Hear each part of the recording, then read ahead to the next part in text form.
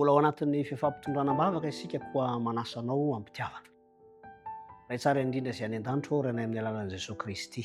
Saotra anao zahay afaka mbola miantso ny anaranao, afaka mangataka ihany koa fiadanam-po vokatry ny famelan-keloka azo antoka avy aminao. Manonona manokana ny namanay Joe zahay izay eo ampikarakarana ny taratasy, antota taratasy ho amin'ny asa.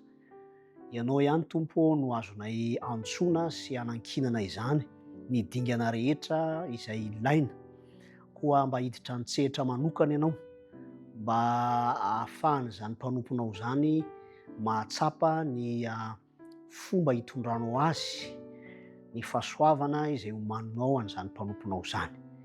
Toy izany ihany koa ny namanay Kristian ao amin'ny olana izay efa fantatrao izany Tompo, tiana indrindra ny ahatsapany fa miditra an-tsehatra ihany koa ianao mamaza ny olana izany tahaka an'izay efa nataonao tany aloha rehetra. Mino sy mahatoky izahay fa hitanao ny fomba anatanterahana ny famahana olana, koa matoky ny famindram-ponao, matoky ihany koa ny fitantananao mahagaga, fa hatonona ny vavako amin'ny anaran'i Kristy. Amen.